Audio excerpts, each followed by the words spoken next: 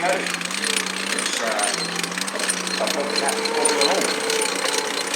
So this has been up-armoured so they can work in relative safety from small arms fire. It's very, very versatile in what it does.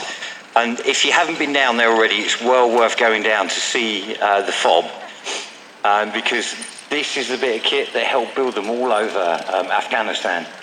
And you think of the big camp that they started to set up after the Iraq Camp Bastion, which some of you might have heard the name.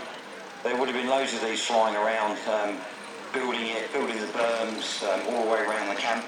But the fobs that were remote, obviously why they were called forward operating bases, these bits of kit would actually be flown in, dropped off, possibly by Chinook, so they can build these remote forward operating bases, just to make life easier for them, so they can do and be more protected.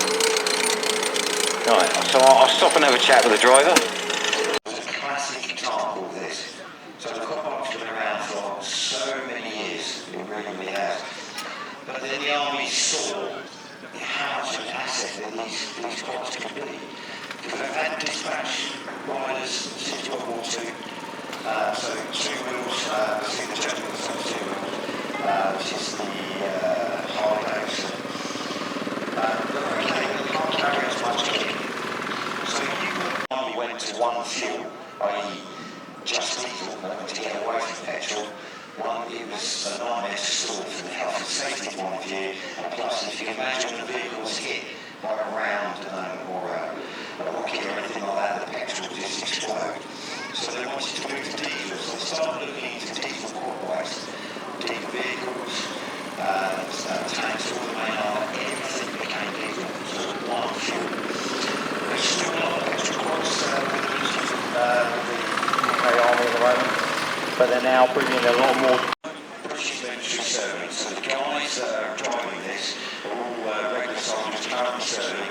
So this is what would have been out in Afghanistan as a patrol vehicle. So a little bit of heavy armour, and you can see underneath the way it slopes up from the bottom upwards. So this was basically for mine. So rather than being a flat surface like that Land Rover, it would deflect it out, take some of the energy and blast away, and everybody inside would be safe. So it's basically the mine protected vehicle that they called the Fox. Then we over by the Fox Herrick, which is in the helicopter field directly at the end of the stalls. So it's worth going in and having a chat with those guys. So they went out to Iraq and they went out to Afghanistan. I'm not sure about the training in Iraq. I don't think that's sufficient. I will find out. We can start moving into the US side of it. So the good old Humvee. So starting off going from World War II, the history of the Humvee. So the good old fashioned Jeep, which served through the campaign for many, many years. When World War II finished, they started to look at different kinds of vehicles. So they came up with something called an N38A1, which looked at something called the Mus, which again was a little bit wider and a little bit sort of better. So they Kevlar base on the side, and it was basically a whole body that sort of drove the engine in because they needed more power. And you can see out the top of the rear one where the perspex is. So that's where you can stand out the top. I hear a VA. Where they can stand out the top and have a look around and see what's going on. They weren't that loved by the troops out there, but yeah, they are what they are. I mean, they got overtaken by the vehicles like the Foxhound as a patrol vehicle. So the V8,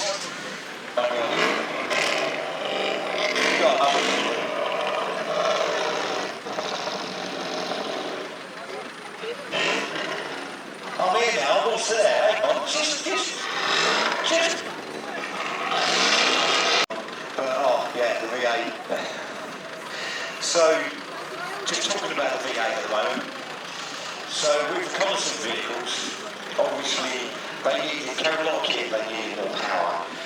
So, what they did with this side of the vehicle is they actually put a high capacity back on it. So, it's saying. So everything that's got big guns is important, but the things that supply everything with big guns are just as important, if not more important. So you'll see that never just put bikes together. So the next one, when we start getting into the world of steering vehicles, I'll tell you a story about how they moved all the kit and equipment forward as the front line moved through Europe.